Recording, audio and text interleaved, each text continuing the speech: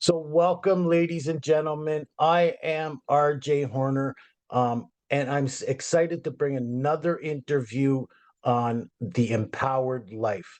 And I want to tell people's story, people who are living that life, taking charge, and making their life one that they're proud of, one that they want to live, one that they are in control of. So today, my guest is Suzanne Plumley. Plumley, I'll get that. That'll come off the lips. I really will. And again, she is.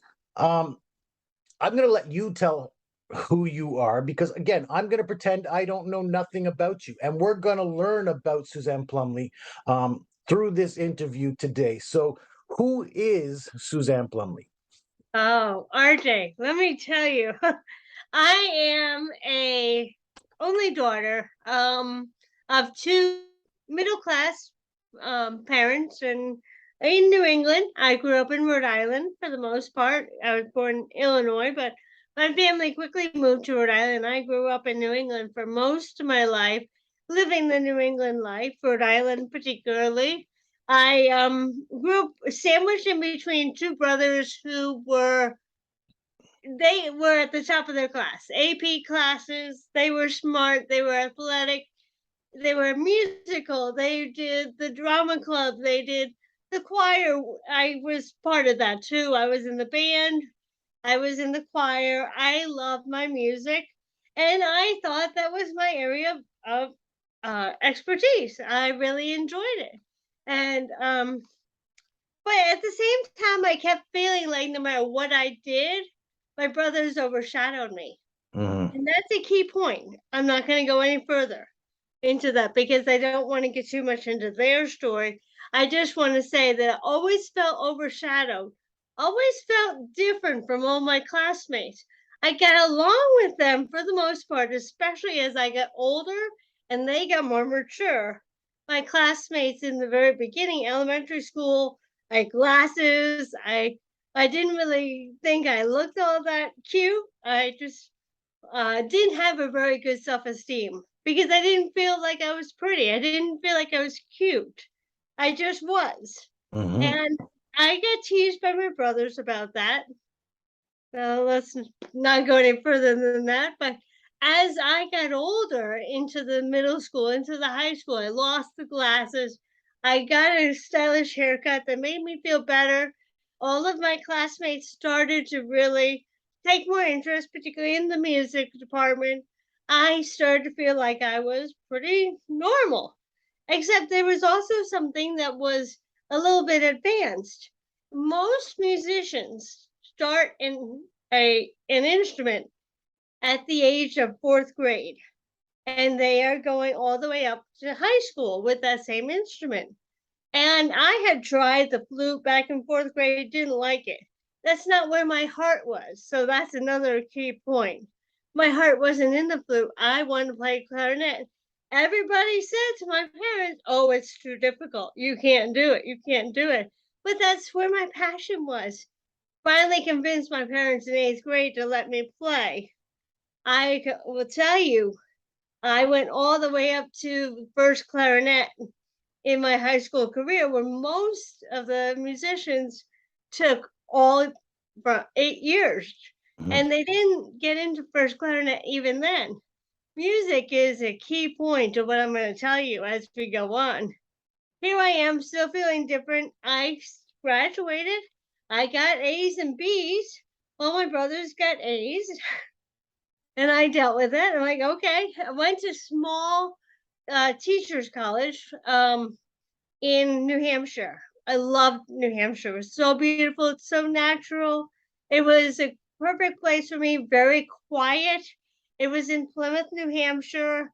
Loved the campus. I was very happy. Found some more girlfriends that really trusted me. I'm still not knowing who I am. I'm Mhm. feeling different, but I'm still not knowing. I ended up graduating from Plymouth State, and I had a boyfriend from my freshman year on, who was a senior at the time I was a freshman.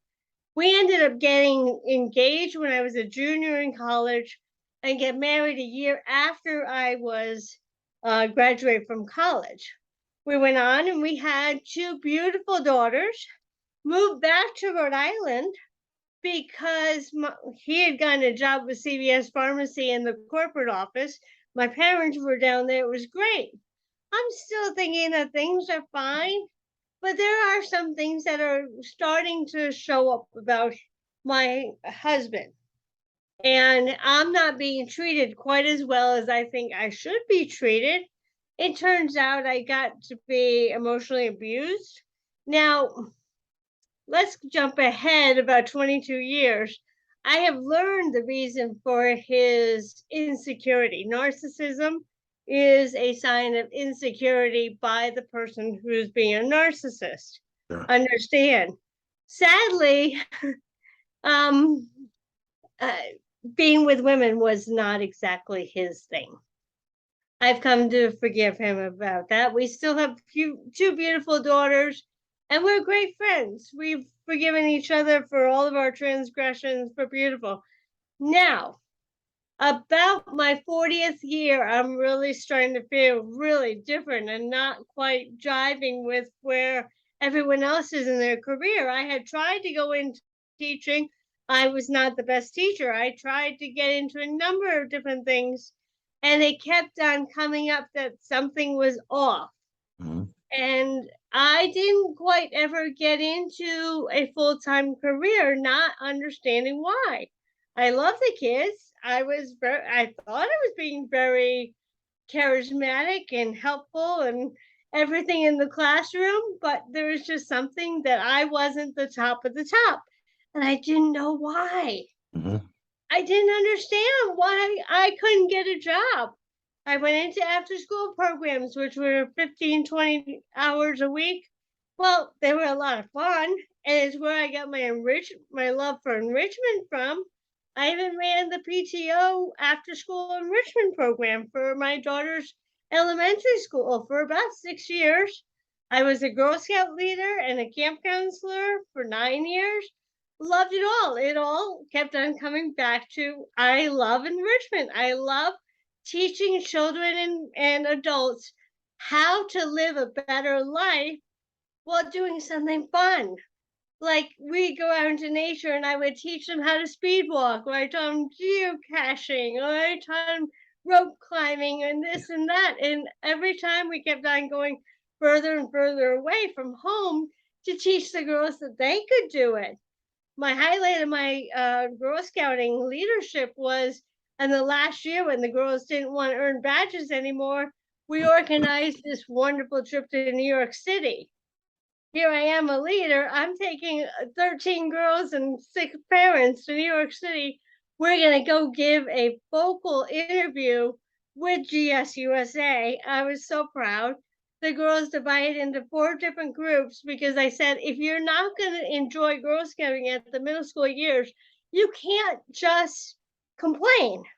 That's not the way to do it. I taught them that the important thing is don't complain, try to solve the problem. Mhm. So the girls divided up into 4 groups and came up with 4 reasons why they didn't like Girl Scouts, and they presented it to GSUSA back in 2009. I was at the top of my game. I'm like, this is exactly what I love. One problem: there's no payment in being a Girl Scout leader. Yes. None.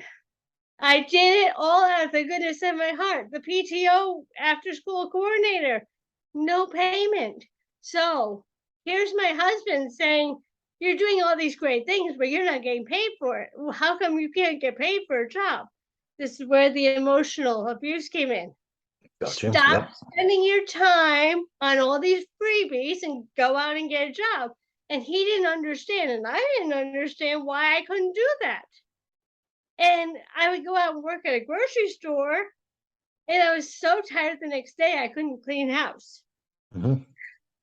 and so forth. And they went on. So, 2014, Mark and I decided that this is just not a relationship we could have as husband and wife. We could continue it as friends, but not husband and wife because we both were not emotionally at our best for being married. So we parted ways as friends. And the girls are very comfortable. We never made it about them. They always felt very comfortable. They're now 27 and 24. We both have very open communication, and I can talk to my spouse without any animosity because we found a good way to make it about the girls, bring them Mhm. up happy. Well, let's see, 2014 and 2016, I turned 50. And then what I realized is I'm getting older, I'm having more symptoms.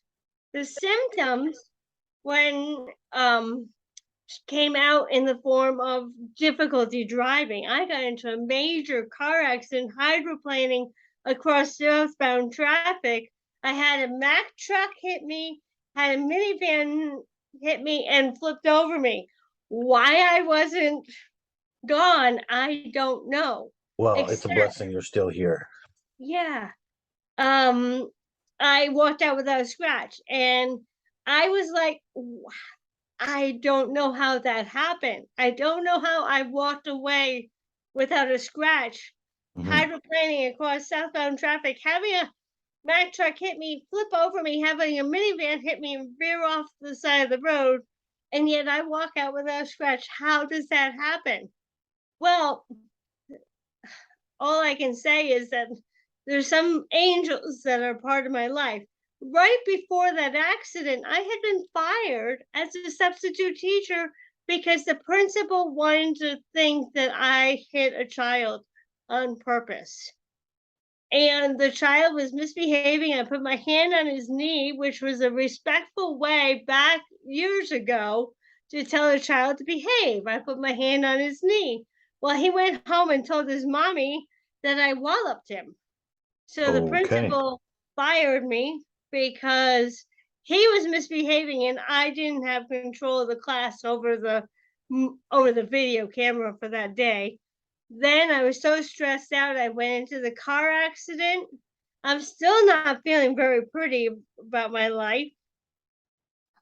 So after this car accident, I got down on my hands and knees and I said, God, you must have a plan that you saved me from this accident. And I don't know what it is, but please tell me. 3 days later, I'm listening to my radio at night, trying to fall asleep, insomnia, stress, no job. All the years I spent working toward a classroom job were gone. You cannot work if you have a black mark, whether or not it's true. Right. You cannot work in the school system if you have a black mark on your record. They won't hire you. And I mean, Yep. I couldn't get hired before the black mark. So now with a black mark on my record, I certainly wasn't going to work. Mhm. Well, I got down on my hands and knees. 3 days later, there's a podcast that comes on the radio. And there's this woman talking about building your field of dreams. And it sounded really interesting. And the voice of this woman who was talking about this book was so soothing. It Mhm. really relaxed me immediately. And I'm like, what is she saying that is so relaxing that I finally feel at peace after everything that's happened to me? And come to find out, her name is Mary Morrissey. And I ordered the book immediately after the podcast. Oh, one thing about the podcast is she started the point where I picked it up. She's talking about an issue about money and her husband. And I'm like, whoa, this is like perfectly parallel to me because my husband used to take his paycheck, take his share off the top, take his share off the bottom, and pay whatever was left. And when she started talking about this money issue with her husband, got even closer to being fully involved. Mhm. So I ordered the book. The book led to going through a Dream Builder program in October of 2018. I was so taken by being there and being with everybody that I just signed up for Brave Thinking Masters right away. And 2 months later to be a coach. I still don't realize that in September of 2019, the reason I have felt different all my life is was discovered actually by Mary Morrissey's daughter, Jennifer, because they had an autistic stepbrother, and Mary Morrissey's stepson who was autistic. And Jennifer said, "Do you think you might be autistic?" I'm like, I hadn't even thought about it. I had looked at ADHD, but I wasn't H. I was maybe ADD. I daydreamed all through school, and I never stopped. But I didn't. I knew I wasn't ADHD. Mhm. And so when Jennifer said, "I think you might be autistic," and I'm like, "Okay, that sounds possible." Well, I didn't know at that point how many different levels of the spectrum you could Yes. be on. I mean, my idea of autism was the same as most people in society, that I'm going to be rocking back and forth and having meltdowns and flapping my hands. I mean, it's so, I look back ashamed at myself because I generalized what everybody else generalizes. Yep. That autism is one kind of person. Yep. And I came to find out, like, wait a minute, I can live by myself. I can get dressed, I can get up, I can go to work at a retail job, even though it's not a job I want. I can still go, I can still be successful. I have a degree, I love learning. Let's see what else. I can, although can't talk to people in the eye for a long time because I feel like I'm staring at them, I can still have a conversation and look at them. I can talk on a video recording like this. So I'm like, all right, there are some things about autism I don't know yet. Yep. And it comes out that the highest level of autism is called Asperger's. Mhm. And it's where you have a lot of the intellect, a lot of the ability to live independently. You are underemployed because people don't in society don't understand you, don't know your capabilities, but you're still able to do so many things that everybody else can. You just need a little bit more explanation and reassurance. And that brings me up to today. I'm a coach. I lead Aspie Women in stopping the limiting beliefs, step out of your comfort zone, find the help you need, and go after it. Don't let money, don't let society stop you, Mhm. because you can become better than you think. And that's my story. Here I am. Wow. And Suzanne, thank you for that. You're very comfortable telling your story.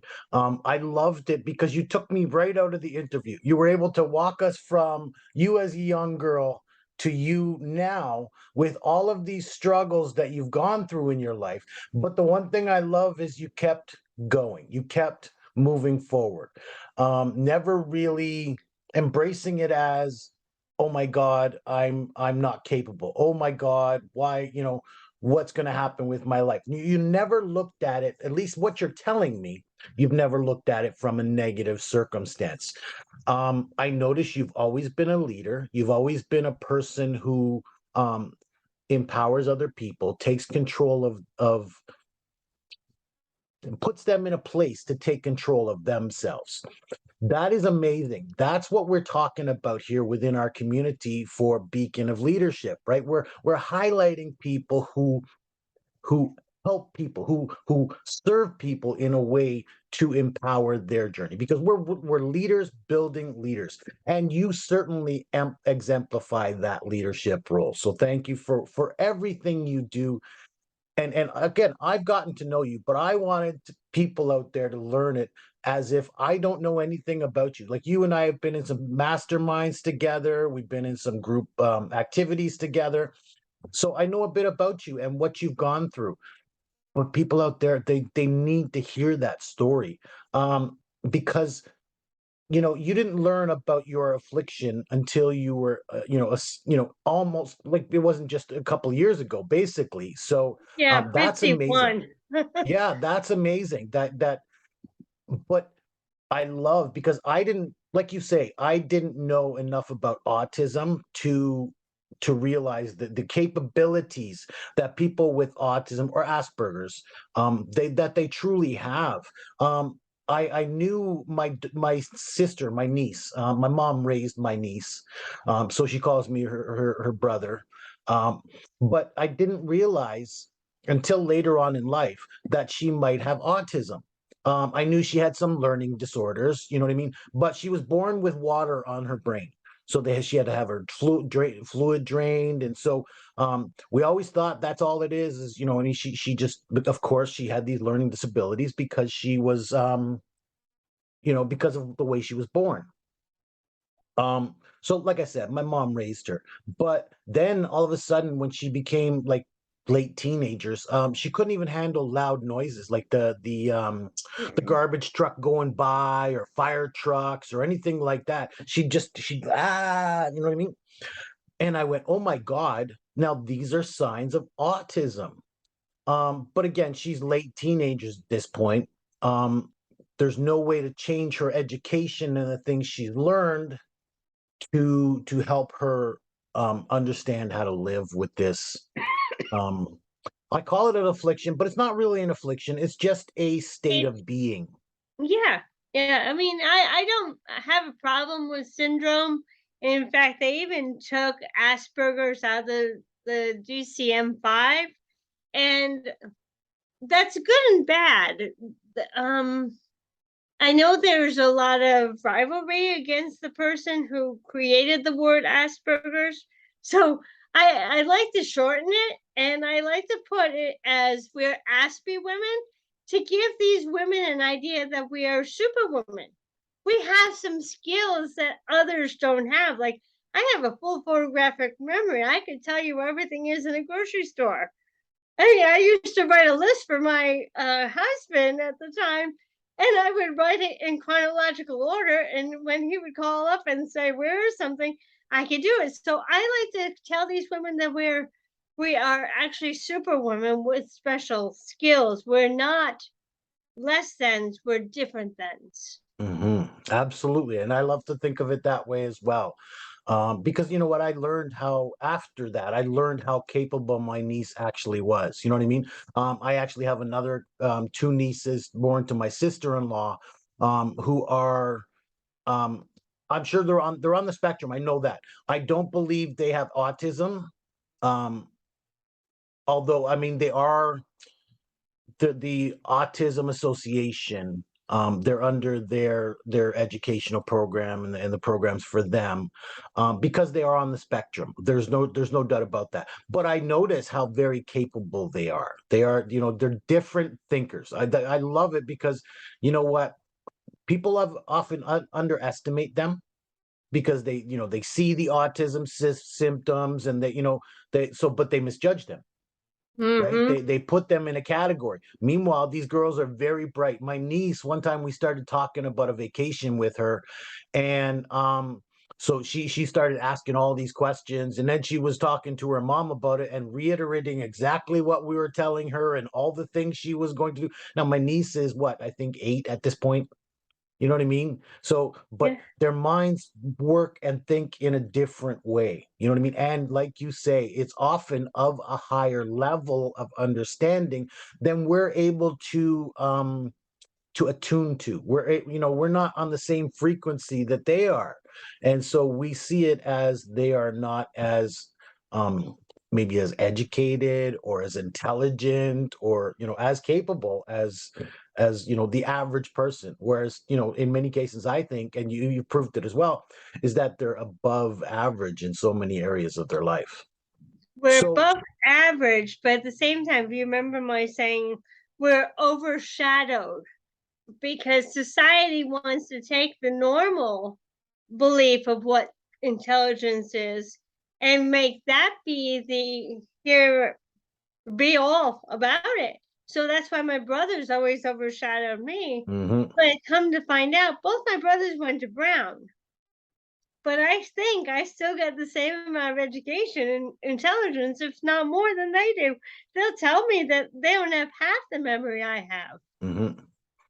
Absolutely. And so you have become very accomplished. There's no doubt about that. First of all, going and getting your teaching certification, that is again above and beyond the expectations of most people on the spectrum. Um, but like myself, I love like I've always said, I was born to be a teacher. You know what I mean? I was born to teach people.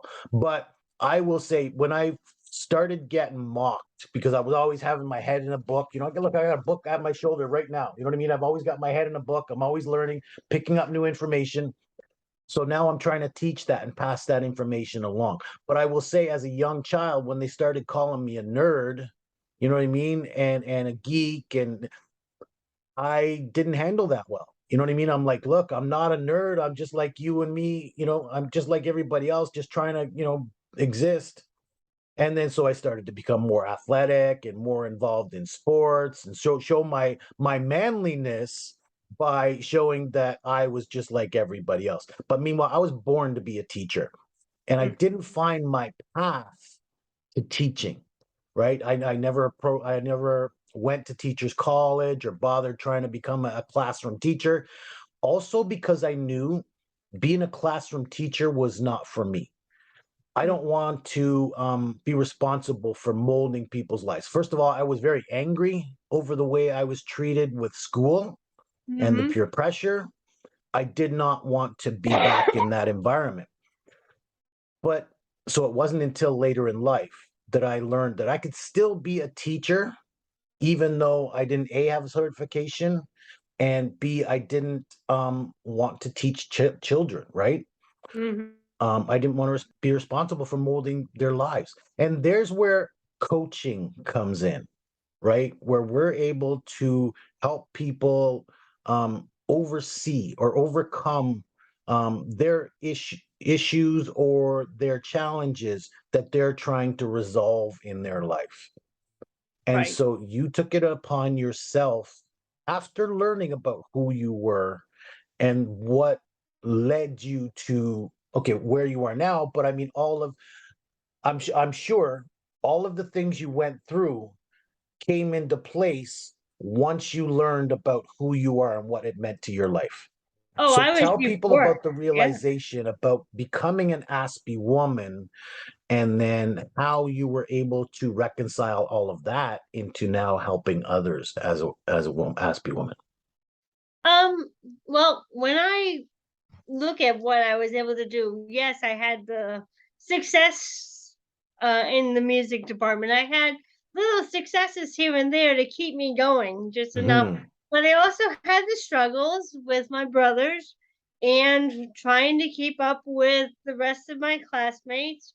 So that was a challenge, but there was enough good going on that I was able to get all the way up to the point. I was always creative, always wanted to be a writer. Started writing about the age of 14, loved that. Kept going with that. And what I found was that when I learned I was autistic and not anything else, oh, I do have to say, I was also hypothyroid. And that means that I was born without a working thyroid. And that's when my family blamed all of my behaviorisms growing up on the hypothyroid without really looking into the fact that hypothyroid is only metabolism, it's not behavioral. And so I got really mad at a certain point. I'm like, how can you tell me that what my struggles are all based on my thyroid being low when I was a baby? I'm now taking medication for that. That's not possible. So a lot what they call is comorbid effects that go into when you're autistic. You're not usually just autistic. It's usually autistic and ADHD or autistic and highly sensitive, which means that I can read people's energy. I can tell when they're upset with me. Even if they're smiling and telling me that everything is great, I can still read their energy. I'm like, no, no, no. Your words are not matching your body energy. Hmm. So it's kind of funny that I can read people's energy and I know when people are lying to me, which is kind of not great, but at least I could tell from them. Um, So I was Hold on had to a that. Hold hypothyroid. on 1 second there, because I love what you just said. Because you know what? Um, as far as I'm concerned, I have a similar ability because I'm an empath. Um, but I don't care what you say, that's a gift, right? Because look, if you're able to tell that, look, what you're telling me or what you're saying to me does not jive with your emotional display, right? Mhm. I can sense that what you're saying is not gelling with what you're feeling inside. Body If you're language. able, yeah, and so a lot of people can't do that, or they ignore it. What are the two? But I like to draw attention to it, and it sounds like you do too, so that you don't let people get past that point of, look, no, what you're telling me is not right. I know that you're not feeling this way. I know that you're just telling me this just to try and to soothe our situation, or just get past it and ignore it. We need to work on this. We need to talk about this. So, and that's, listen, I don't care what you say, that's a gift, because communication is key, and communication is body language as well as the words that I'm using. And the two have to match in order Mhm. to reconcile. Look, if you're keeping something out of the conversation, you're not going to resolve the situation, right? So I love what you just said there, because a lot of people don't realize it, or they don't utilize it. And I don't care what you say, that is a gift. It's a gift, but every sword has two sides. And what has Yes. happened many times to me is that I've lost a lot of friends because I read their energy so well, and I asked about it, that they said that I was being manipulative. I was being no longer a good friend because I was asking them to be authentic, and they felt that they couldn't be authentic. And Mm-hmm. it's like I've lost a lot of friends. So the really sharp side of the sword is I've had a lot of people walk out of my life because they didn't like the fact that I could read them so well. I Mm-hmm. know I had a girlfriend. I was taking care of her kids, and she said, "You're so perceptive," and that's part of it. Is I can tell when kids are having trouble, even if they say fine. I'm fine. I'm good. I'm great. I'm like, yeah, no, you're not. Come here and tell me what the whole problem is. So, Mm-hmm. yeah, it's a gift, but a gift that also has had some pain that went along with it. Thank you for that, because it can. You know what? I've lost some friends because I'm a little too honest. I'm brutally honest, or I used to be brutally honest. I've learned how to be delicate with approaching that subject, right? But I do not like to get past that, where people are just brushing it off, because that creates um problems down the road. I'm a Mm-hmm. person who likes to resolve the problems that are before me, right? So I feel you on that one. And but you being so perceptive, um, it can, like you say, put it this way, they say the truth hurts, right? And Yeah. when we're drawing out that truth to people, um, they take it to offense. So it's not Oh, you yeah. doing wrong, honestly, it's not. But it's them feeling, well, I can't believe that you've, because again, they've either they want to ignore the situation because they're embarrassed by it, or maybe they're thinking they don't want to hurt you and your feelings by being honest with you. But look, if they're true friends, if they're true companions in our lives, they'll be able to have that conversation. And I always say communication is the master key. In other words, that Oh, can open any door for you, but that also involves all parties involved. Usually, two people back and forth is a conversation, but it may be a larger conversation where it's a group conversation. So all parties have to be open to communication. And I think all of us, it doesn't matter who you are, we have to be open to a communication. And regardless of whether you're an Aspie woman or not, whereas again, like you say, Aspie women, many of them are highly in tune, they're highly perceptive. So that could be a barrier to building lasting, longer, deeper friendships. Yeah. And sadly, sometimes it comes down to the fact that we don't trust people anymore because we get so hurt by them being unauthentic or inauthentic, I guess is the word. That it's like, how can I trust you to have my best interest at heart? How can I trust that you're not going to have underlying motives?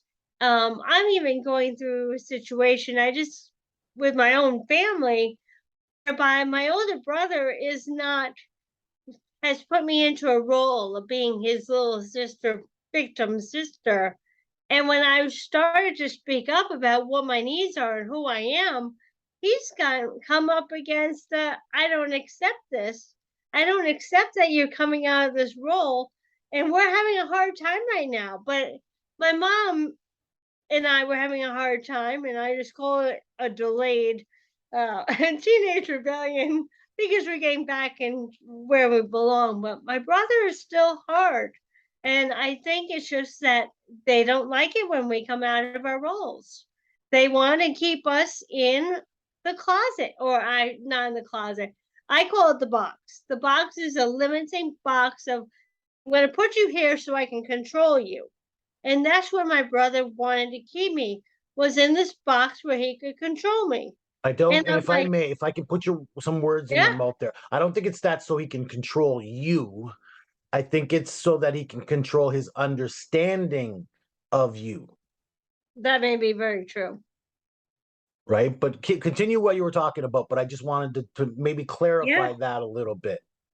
And that's true. And that's a good way to think about it. I mean, they say that when someone is controlling, they have a fear of losing control, Hmm. being out of sync, being so it's their own personal cover up for what they're feeling, which is an insecurity of having chaos. And I get that. I totally get that.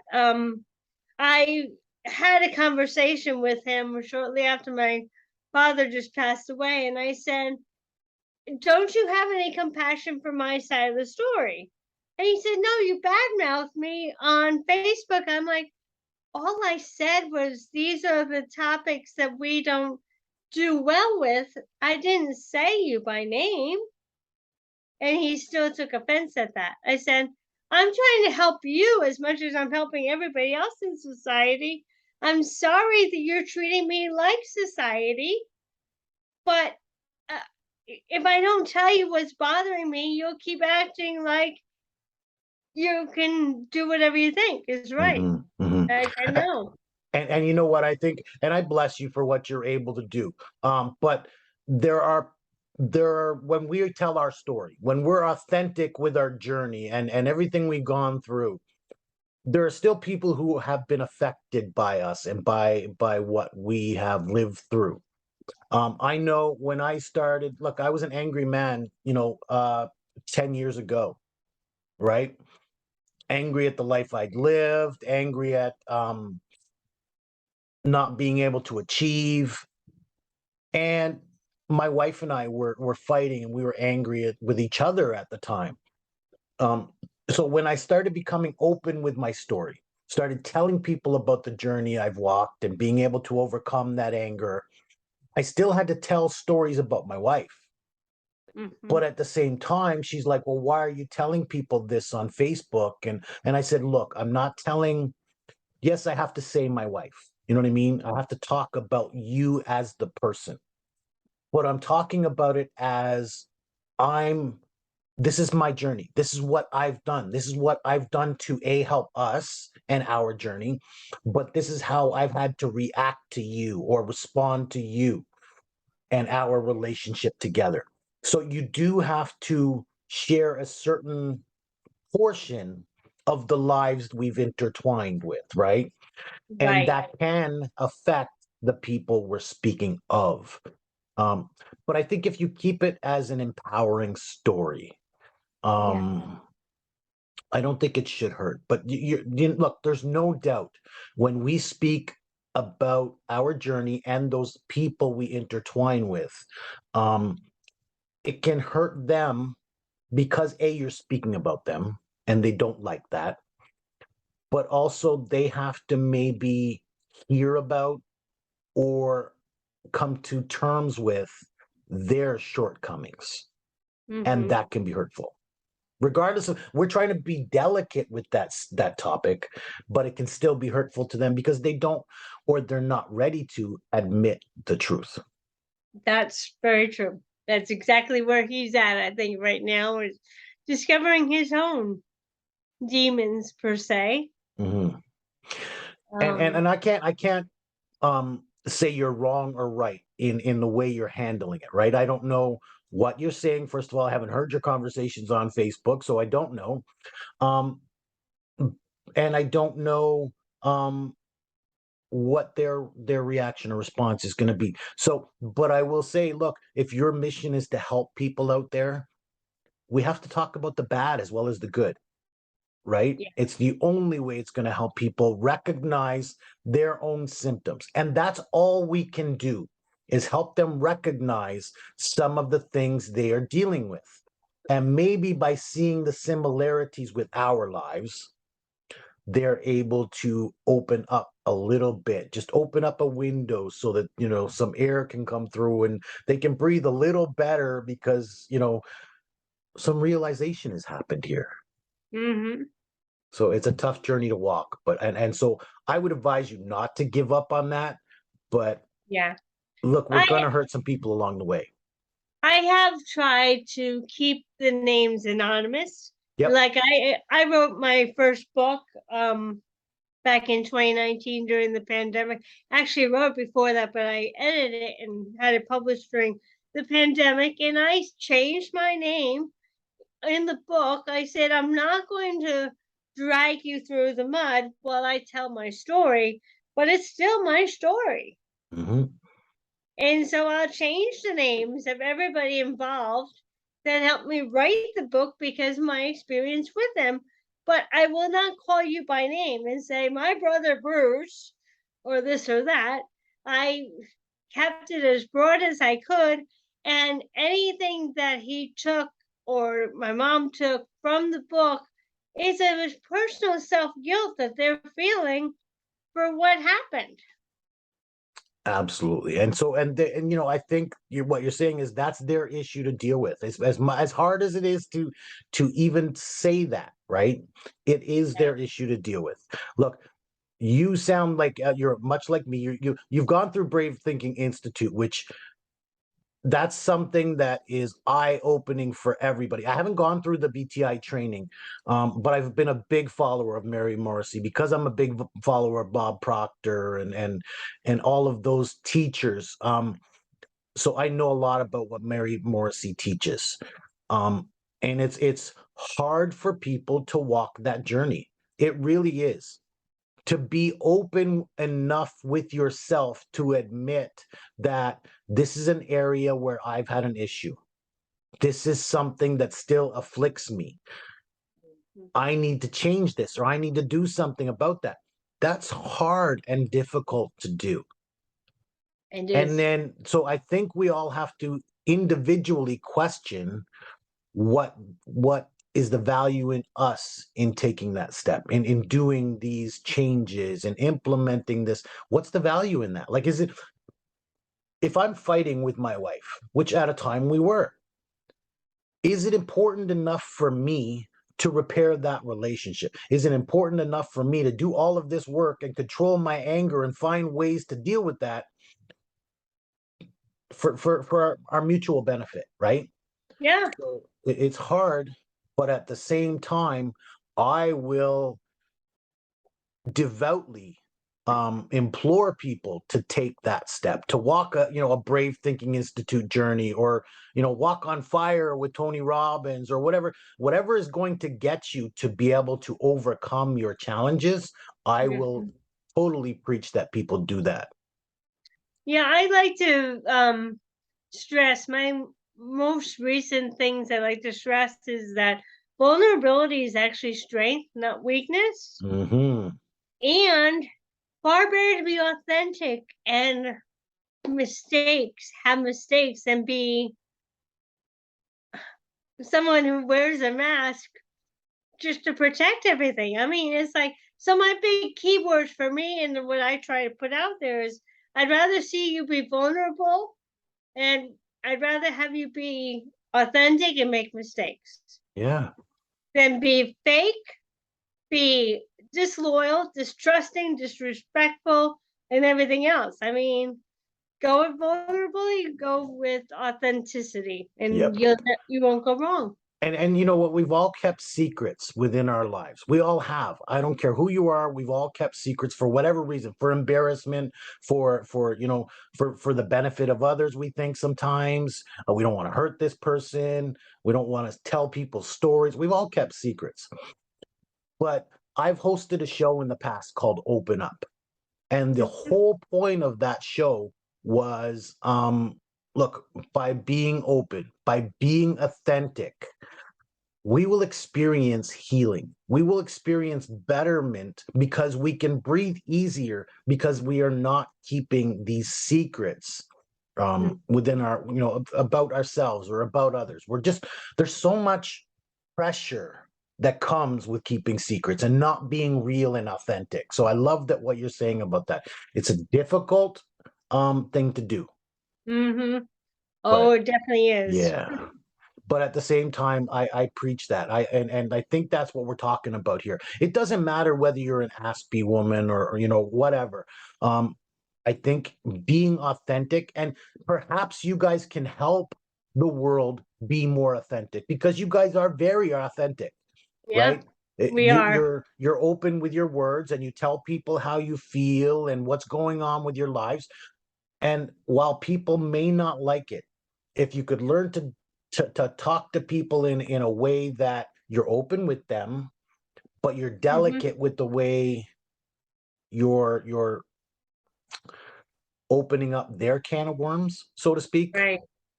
Back in March of 19 is when I actually got certified as a coach, and now Mhm. I didn't find out I was Aspie until September of that year. So from March until September, I actually was a coach that went out into the world to help people learn how to provide positive supportive language, which is taking 3 keys, which is, if you have to tell someone something, you ask a question. You don't make a statement that pulls people into the defensive. You ask a question. Did you forget to do the dishes? Sounds a lot better than you didn't do the dishes.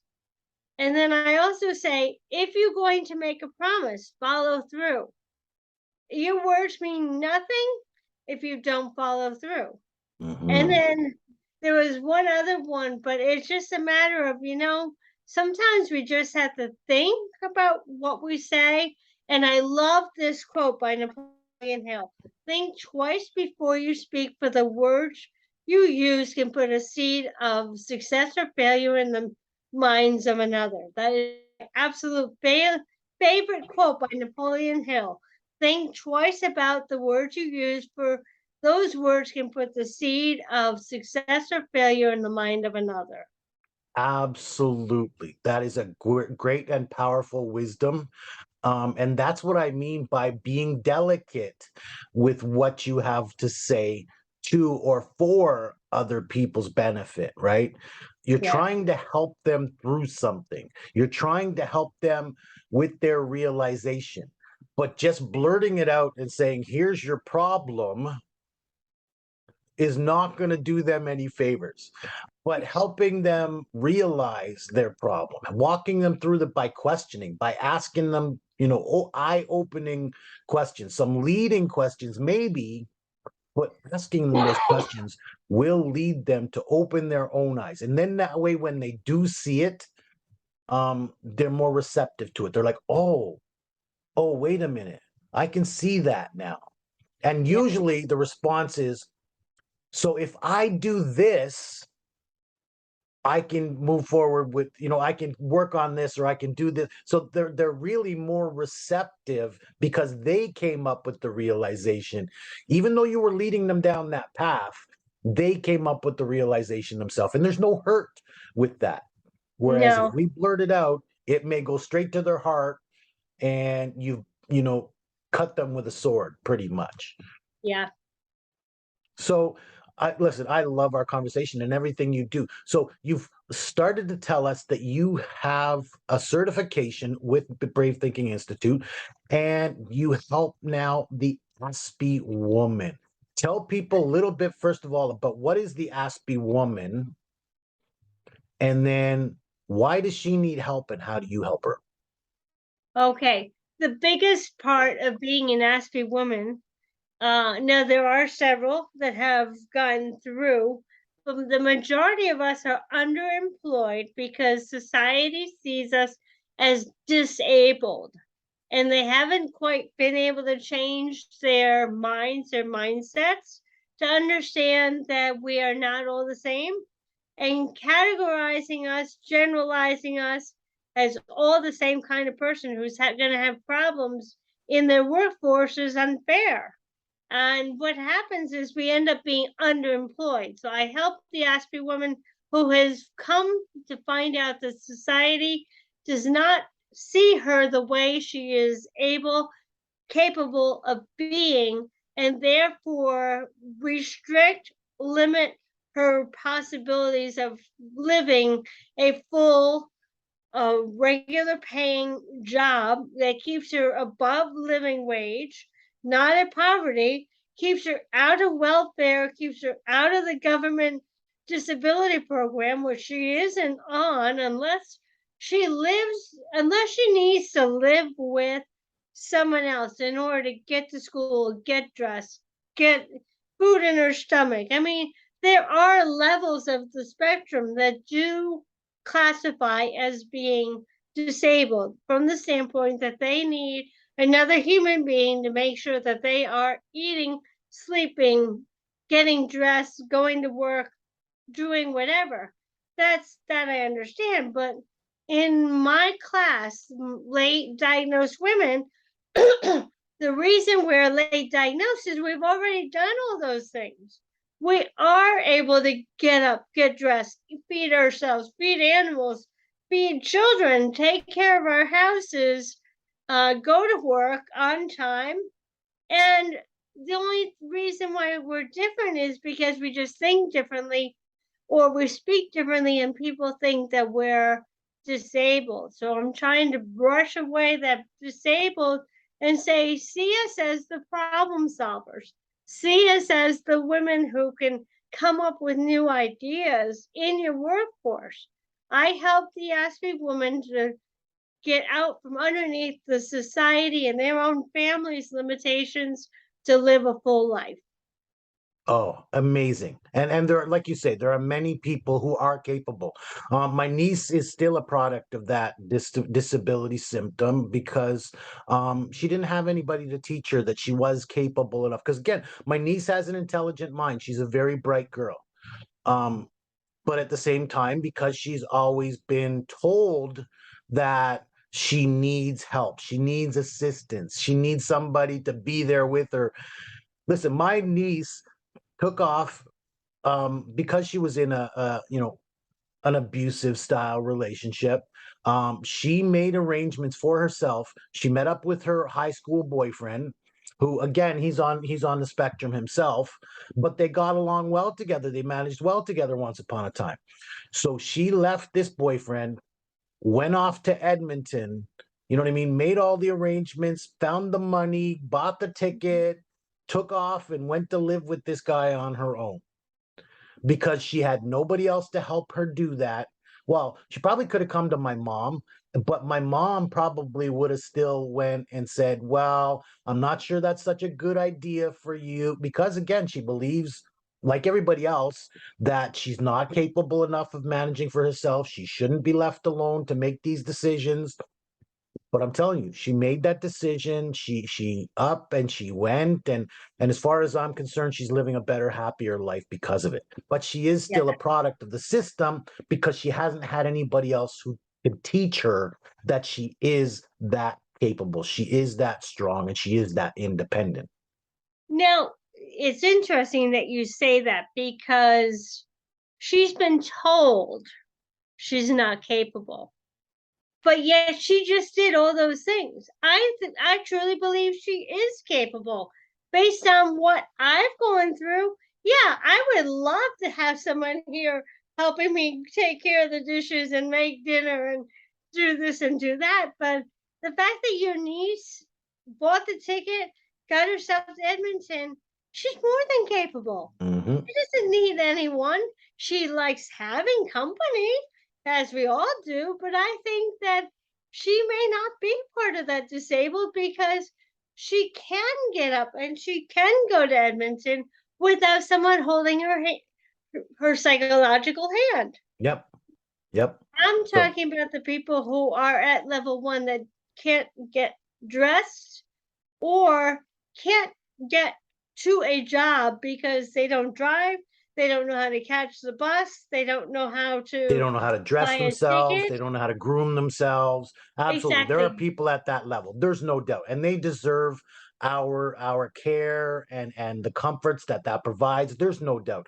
But I wish somebody had been able to teach my niece how capable she actually is, and then maybe teach her a way that she could go out and earn a living. Right. So I applaud you in what you're doing. So what kind of woman is it that you're trying to help her, and in which way? I want to find the women who are just finding out right now that they have been just diagnosed. No one in the school system ever said to them that they were autistic. So I'm looking for her. She's usually depressed. She's usually complaining that her family wants her to do XYZ, even though she's a full adult. And she's having meltdowns because society is just saying, no, no, you can't do that. So I'm looking for the woman who is continuously told she can't do something when she is. She got through life this far without being diagnosed. I mean, she's obviously able to do things. They would have diagnosed her years ago with something. One thing that does come up is that we're often misdiagnosed as clinically depressed. And I have to say that right now because while we may have a touch of clinical depression, I would say good 80% of our depression is actually society induced, telling us we can't when we know we can. And that I want to help these women understand the difference between a chemical imbalance that requires medication versus just hearing the word no so many darn times that you give up. You And believe those it? are, if you can imagine, those are two very different forms of depression. Mhm. Absolutely. Absolutely. And so you're helping these women as individuals, which that's a blessing and they need it. So there's a way for you to be a teacher as you are. You're that natural teacher. So, but they do require some expense. They're going to have to pay for your coaching. You don't do this for free anymore, as you said. But there's a way that you're helping the individual, and I hope these women come and reach out to you. And we'll get to that in a minute. But you're also doing something else in that you're trying to reach the corporate world and open Mhm. some doors for the Aspie woman there. Tell us a little bit about that. I am in the process on my business page called Enriching the Aspie Woman's Lifestyle of taking the Aspie woman, but also taking a group I've called bridge builders. And what I am is I am the leader and I will walk these women up to the top of the bridge, but I can only get so far because society still says no to me a couple of times. I need bridge builders to come up and meet us at the top of the bridge and say, I will be your mentor. I will make sure you get a job. I'll make sure that the workforce understands your extra needs, such as being away from a fan, away from a loud noise, having your desk. So they're kind of helping us so that when we go into the workforce, we're not being criticized. We're asking for adjustments. We're not asking for, a lot of people say, oh, I don't want to ask for accommodations.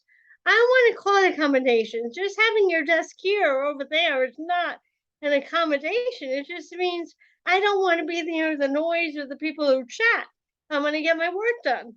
Mhm. And I think that's just an adjustment. So I want to talk to the corporate world and say we need to have bridge builders, someone who will take this Aspie by the psychological hand and say, I'm there for you. If you are having a bad day, come talk to me. If you need an accommodation, an adjustment, come talk to me. Oh, I know someone who's kind of lonely. Would you like to go out with a date with us? Double date? So it's not even just the corporate world, it's relationships, building better relationships based on trust. You may have someone, RJ, that you know is lonely, a guy friend, and if you knew an Aspie woman, you would help make the setup, the introduction, because you know he's actually single. A lot of times, what happens is that we women find that we are the side hustles because we don't always get a truthful man who will say to us, "I'm not married." Some Mm, You'd be very surprised how many men will come up to me and say, "I'm not married," and then they are. Or so a bridge builder in both, and we know very well that relationships and marriages do start from the social aspect of the corporate world. Otherwise, you'd never meet each other. So, bridge builder is not only there to help the woman who is new in the job, is also smoothing out the conversation waters for deeper relationships, helping her with a business, helping her with getting a loan or understanding her financials a little bit better, helping her understand the world of technology. Because I'll tell you, there are a lot of things out in this world that are hackers that we don't see. As much as we can read people face to face, we can't read hackers. And some of them are so good that we need a bridge builder to say no, that's not safe, because that's where we fall under the Aspie umbrella. Our executive functioning for telling a non face-to-face relationship is it good or bad is probably our weakest point. So mhm, that's where a bridge builder could be extra good. No, that loan, that payday loan, you don't want that. Let me get you a better loan. mhm, Oh, you want car insurance? That little rinky-dink car insurance is not going to protect you. So we need to have the corporate world help us with some of these areas that we don't see as good or bad. I just wrote an article about I have 20,000 emails and I can't tell which emails are bogus and which ones are helpful. and there's why these hackers and scam artists they actually make a living off of this, because like you said, whether, and not just Aspie, people on the Asperger syndrome or spectrum, not them, just them, but people who are elderly and not quite able to think for themselves anymore, or again, people who have um learning disabilities, who may not have that high level of understanding. All of these people, there are a certain percentage of them who will see that as an opportunity, explore it, and get so far down the path that they're losing money, they're losing their information, they're giving away too much of themselves. So yeah, there, and not just Aspies, but I mean, there is a section of society right now who are extremely vulnerable to these kinds. So I love where you're going with that, and we're going to have another conversation about that down the road, because Yeah. my wife and I often say here's how these guys actually make a living, because there are too many people. And look, if they get even 1 or 2%, that's enough to make $250,000, really. You know what I mean? When you're Yeah, sending out all of these emails, if they catch just 1%, they've made their money's worth, right? There's exactly. another one right now going around that the now I'm in Canada, so the Canada Revenue Agency is giving refunds, right? So click on here to get your refund. Meanwhile, they're getting access to your bank account and your banking Yeah, information, right? So yeah. there's how these people operate, and you're right. There is a success. There is a section of society that is vulnerable to these opportunities. So And the funny thing about it is that resources are not as easy to come by.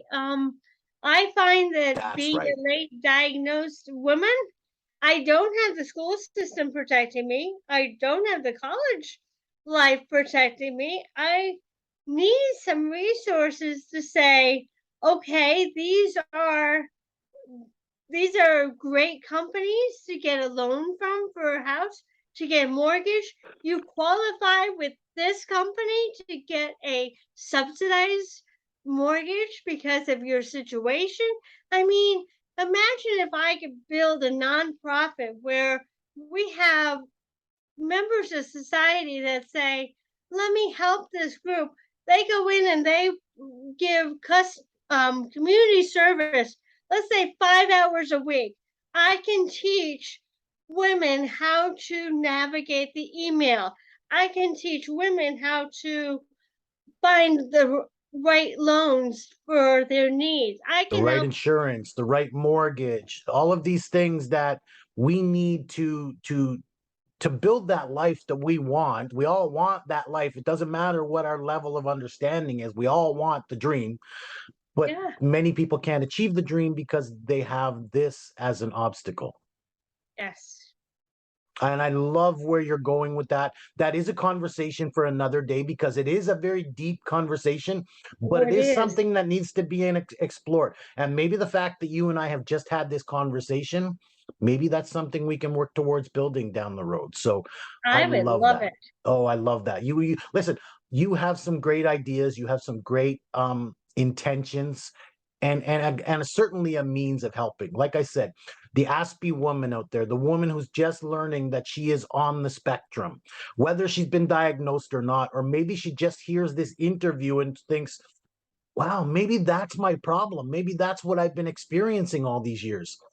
You can help them. So I love what you're doing for women out there, the women who are vulnerable, like we say.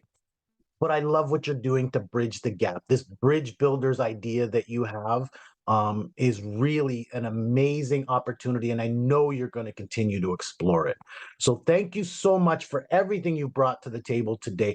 I want people out there, whether they're a bridge builder or whether that woman who needs a little helping hand, how can they reach out to you? Where can they find out about more information on how you can help them? The best way to go right now, I do have a website, I'm updating it, so I will put that into my Facebook page, but I've been reaching the most people by going to a page on Facebook. It's my business page called Enriching the Aspie Woman's Lifestyle. I write blog posts on my experiences. I write do polls to find out more women who need what kind of help. I have my email address listed right there. As I say, you're welcome to look at my website. Just know that it needs to be updated. Please don't judge it yet. Um, but the biggest thing is to read. Bridge builders can see how the Aspie woman needs help. The Aspie woman can see where I've had different experiences and say, wow, that's like exactly the experience I've had. So that's my main level, is to go to enriching the Aspie woman's lifestyle, woman, MAN apostrophe S lifestyle, because every woman has her own needs. I could have said Aspie woman, but every woman has her own needs. Not any one of us is exactly alike. Not any one of us has the same, is coming with the same luggage. We all have different needs, so we need to take each woman at a time. I did want to say that once they let me know that they're in that Facebook, I have a private group called Celebrating the Enriched Aspie Woman, where they come into a private sisterhood by invitation only. You have to receive my invitation. You come into a sisterhood. I have 4 levels of my mountain, 5 levels of my mountain. The first level is called the birthday blessings, where you sign a form and I send you a birthday card, because you should know that at least one person cares for you on your birthday. I Mm. send out birthday cards to I find out where you are, I send out a birthday card, and then if I find someone that's local to you, I let you know so that you can go out and celebrate with another sister in the group. The second level is called Ascenders. We do a year-round book study, 1 month, one book every month based on autism and Aspie. So I called it the Ascenders.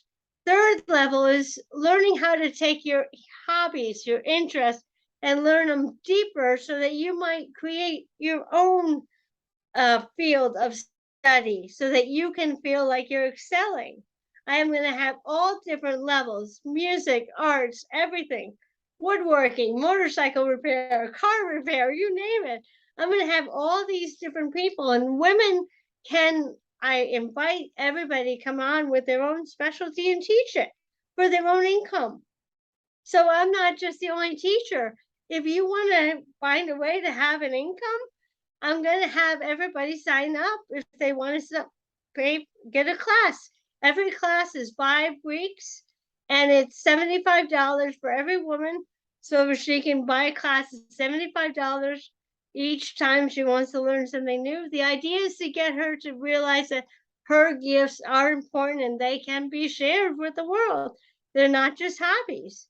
The fourth level is the transformation, taking yourself from being here now to being a better version. And once you get that, you get a golden invitation to the top of the peak, and you get to go on retreats with us.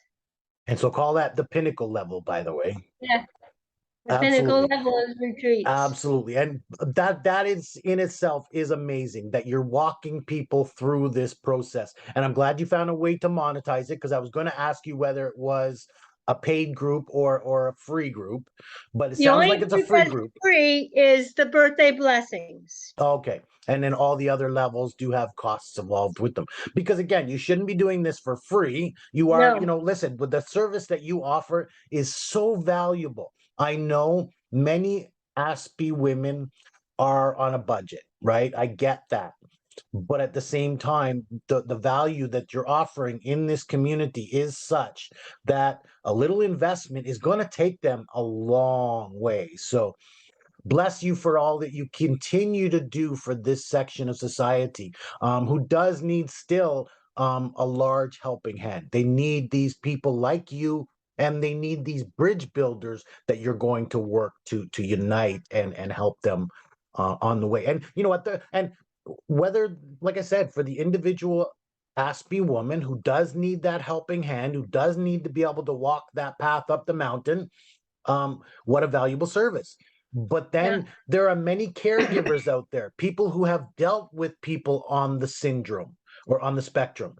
You know, they're living in the corporate world and they're working within these environments, and a lot of them are responsible for different HR opportunities.